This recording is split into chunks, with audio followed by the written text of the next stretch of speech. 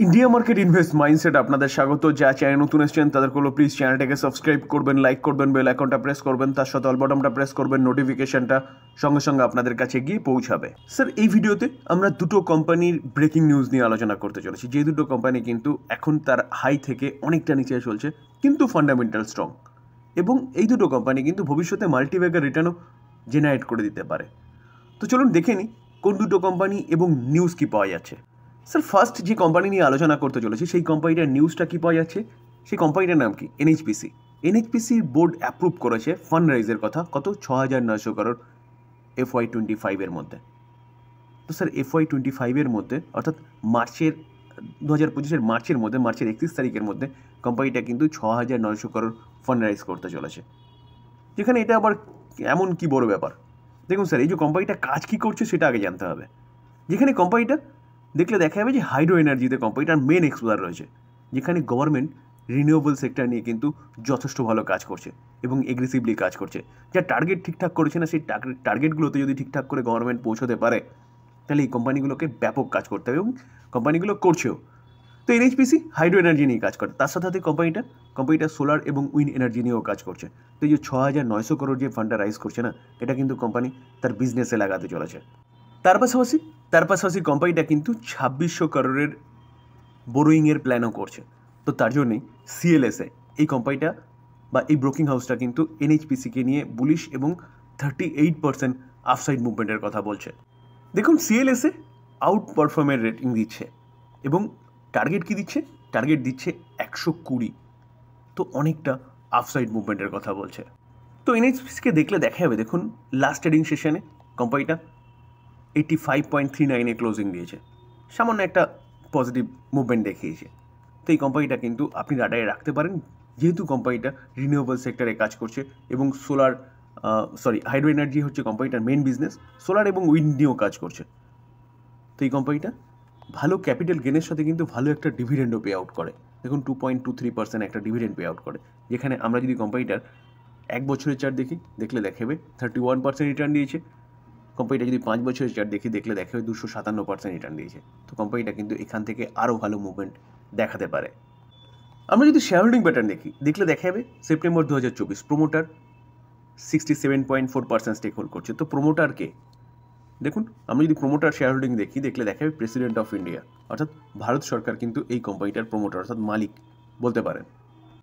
আমরা যদি foreign institution investor দেখুন ফরেন ইনস্টিটিউশন ইনভেস্টার কিন্তু এই কোম্পানিটার প্রতি ইন্টারেস্ট দেখাচ্ছে, যেখানে মার্চে দেখলে দেখা যাবে 6.8 ছিল, সেটা 9.4 হয়েছে। যদিও বা ডোমেস্টিক ইনস্টিটিউশন ইনভেস্টার তার স্টেক একটু কম আছে।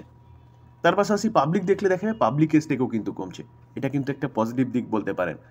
যেখানে আমরা যদি ইনস্টিটিউশন ইনভেস্টার দেখলে দেখা যাবে মিউচুয়াল ফান্ড 3.63, 26টা mutual fund, Nippon India 1.93% stake hold করছে। ফরেন পোর্টফোলিও ইনভেস্টার 8.95%, 477টা ফরেন পোর্টফোলিও ইনভেস্টার রয়েছে। এবং ইন্স্যুরেন্স কোম্পানিকে দেখলে দেখা যাবে 4.99 অ্যাপ্রক্সিমেট 5% হোল্ড করছে, যেখানে 20টা ইন্স্যুরেন্স কোম্পানি রয়েছে। এলআইসি একাই প্রায় 4% মতন স্টেক হোল্ড করছে। তো কেন হোল্ড করছে? অবভিয়াসলি কোম্পানিটার বিজনেস। যেখানে হেভি রিসেন্ট কোম্পানিটা 118 হাই মেরেছিল, সেখান থেকে এখন চলছে 85-তে। কোম্পানিটা আরও নিচে চলে এসেছিল, তো সেখান থেকে ভালো একটা কামব্যাক দেখিয়েছে। তো এই কোম্পানিটা কিন্তু আপনি রাডারে রাখতে পারেন লং টার্ম ইনভেস্টমেন্টের জন্য। আমি সবসময় বলি যে কোনো কোম্পানি নিয়ে চিন্তাভাবনা করার আগে কোম্পানির বিজনেস দেখুন। সেই বিজনেসে যদি দম থাকে তাহলে গিয়ে কোম্পানি নিয়ে চিন্তাভাবনা করুন। কোম্পানি যে বিজনেসটা করছে না, সেই বিজনেসের দম আছে, লং টার্ম সাস্টেনেবল বিজনেস। তো এই কোম্পানি নিয়ে কিন্তু আপনি চিন্তাভাবনা করতে পারেন লং টার্ম ইনভেস্টমেন্টের জন্য, যেখানে ভালো ওয়েলথ ক্রিয়েট করে দিতে পারে কোম্পানিটা এখান থেকেও। কারণ গভর্নমেন্ট 2050-এর মধ্যে 50%, 2070-এর মধ্যে 100% পাওয়ার জেনারেশনের কথা বলছে। কোথা থেকে? রিনিউয়েবল এনার্জি থেকে। স্যার, নেক্সট যে কোম্পানি নিয়ে আলোচনা করতে চলেছি সেটা হচ্ছে টাটা মোটরস। তো কোম্পানিটা লাস্ট ট্রেডিং সেশনে 790.70-এ ক্লোজ হয়েছে। আমরা যদি কোম্পানিটাকে লাস্ট 6 মাস দেখলে দেখাবে কোম্পানিটা 20% মতন ডাউন সাইড মুভমেন্ট দেখিয়েছে, এবং হাই থেকে দেখলে দেখাবে এই মুভমেন্টটা কিন্তু আরও অনেকটা বেশি।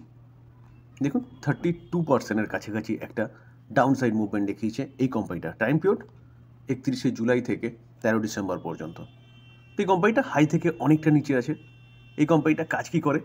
ইলেকট্রিক ভেহিকলস সেগমেন্টে কোম্পানিটা কিন্তু নাম্বার 1 কোম্পানি এখনও পর্যন্ত, যেখানে অনেকটা মার্কেট কিন্তু এখনও ক্যাপচার করে রেখেছে টাটা মোটরস। তো ভালো নিউজ কী ছিল, যে কোম্পানিটা, শুধু এই কোম্পানিটা অটো সেক্টরের প্রতি কটা কোম্পানি 1 জানুয়ারি থেকে তাদের প্রাইস বাড়াতে চলেছে, এটা হচ্ছে একটা ভালো নিউজ। তার পাশাপাশি নীতিন গাডকারিজি জানিয়েছে, একজন ইউনিয়ন মিনিস্টার, তিনি কি বলেছে, যে India to be world number 1 auto industry in next 5 years. তো নেক্সট 5 ইয়ার্সের মধ্যে ইন্ডিয়া কী হতে চলেছে, ওয়ার্ল্ডের নাম্বার 1 অটো ইন্ডাস্ট্রি হতে চলেছে, যেখানে ইলেকট্রিক ভেহিকেলস আরও ভালো গ্রো করবে। তো এটা একটা ভালো নিউজ এই কোম্পানির জন্য, কারণ এই কোম্পানিটা এখনও পর্যন্ত অ্যাডভান্টেজে রয়েছে ইলেকট্রিক ভেহিকেল সেগমেন্টে। এবং তার পাশাপাশি এই কোম্পানিটা কিছুদিন আগে শুনেছিলাম যে তার বিজনেসটাকে, অর্থাৎ প্যাসেঞ্জার ভেহিকেলস বিজনেস, তার পাশাপাশি হেভি ভেহিকেলস বিজনেস, সেই দুটোকে কিন্তু আলাদা করতে চলেছে, অর্থাৎ ডিমার্জ করতে চলেছে। কীরকম? 1:1 রেশিওতে। তো স্যার এতগুলো ভালো নিউজ পাওয়া যাচ্ছে, যেখানে কোম্পানিটা আন্ডার ভ্যালু রয়েছে। আজকেও একটা ভালো আপডেট পাওয়া যাচ্ছে, চলুন সেই আপডেটটা একটু দেখে নিই। এই আর্টিকেল দেখলে দেখাবে tata motor split will be done in 2 part, commercial vehicles এবং প্যাসেঞ্জার ভেহিকেলস।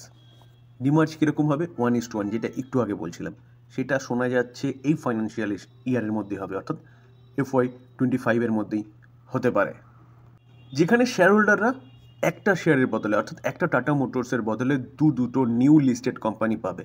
অর্থাৎ শুধু যে আমাদের জন্য ডিমার্জ হচ্ছে সেরকম ব্যাপার নয়, কোম্পানির বিজনেসটা দুটো আলাদা আলাদা ম্যানেজমেন্ট দেখবে, তো আলাদাভাবে পরিচালিত হবে। তো সেই জায়গায় দাঁড়িয়ে স্যার অ্যাডভান্টেজ অনেকটা বেশি কোম্পানি ভালো করার পেছনে। আপনার যদি মনে হয় যে ইলেকট্রিক ভেহিকেলস ভালো করবে, বা আপনার ইলেকট্রিক ভেহিকেলসের বেশি ফোকাস আছে, তো আপনি ইলেকট্রিক ভেহিকেলসের শেয়ার বাই করতে পারেন, এবং হেভি ভেহিকেলস যেটাকে বলা হচ্ছে কমার্শিয়াল ভেহিকেলস, সেটা আপনি সেল করে দিতে পারেন, বা আপনি দুটোই রাখতে পারেন, যেখানে দুটোরই কিন্তু ভালো গ্রোথের সম্ভাবনা আছে। কেন বলছি? কারণ দুটো আলাদা আলাদা ম্যানেজমেন্ট পরিচালনা করবে, অর্থাৎ বলতে পারেন যে টাটা মোটরসের বিজনেস এখান থেকে আরও ভালো হবে। তো স্যার এই জায়গায় দাঁড়িয়ে কিন্তু আপনি এই কোম্পানিটা রাডারে রাখতে পারেন লং টার্ম ইনভেস্টমেন্টের জন্য, যেখানে এই কোম্পানিটা লং টার্মে ভালো একটা ক্যাপিটাল গেন করে দেবে বা ওয়েলথ ক্রিয়েট করে দেবে। কোম্পানিটা তার হাই থেকে অনেকটা নিচে আছে, এখনই কিন্তু বেস্ট সময় এই কোম্পানি নিয়ে চিন্তাভাবনা করার। তার পাশাপাশি এই কোম্পানিটা JLR, যে জ্যাগুয়ার এবং ল্যান্ড রোভার যেটা রয়েছে কোম্পানিটা, সেটা কিন্তু ইন্ডিয়ার মধ্যে প্রোডাকশান শুরু হবে। তো এই জায়গায় দাঁড়িয়ে কিন্তু এই কোম্পানিটা আপনি রাডারে রাখতে পারেন, অনেকটা ডিসকাউন্টে পাওয়া যাচ্ছে, লং টার্মে ভালো মুভমেন্ট দেখাতে পারে। তবে ডিসক্লেমার দিয়ে রাখি, কোনো বাই রেকমেন্ডেশন নয়। ভালো কোম্পানি, ভালো সম্ভাবনা আছে, কেন সেটাও আপনাদের সামনে তুলে ধরার চেষ্টা করলাম। এবার চিন্তাভাবনা আপনার, আপনি কি করবেন? এখানে বাই করবেন নাকি করবেন না? যদি বাই করেন অবশ্যই ভালো মতন অ্যানালাইসিস করে কিন্তু বাই করবেন, বা আপনার ফাইন্যান্সিয়াল অ্যাডভাইজারের সাথে কথা বলে নিয়ে তারপর বাই করবেন। আলোচনা এই পর্যন্তই। যদি ভালো লাগে, যা চ্যানেল নতুন এসেছেন তাদের প্লিজ চ্যানেলটাকে সাবস্ক্রাইব করবেন, লাইক করবেন, বেল আইকনটা প্রেস করবেন, তার সাথে অল বাটনটা প্রেস করবেন, নোটিফিকেশন সঙ্গে সঙ্গে আপনাদের কাছে গিয়ে পৌঁছাবে। থ্যাংক ইউ, ভালো থাকবেন।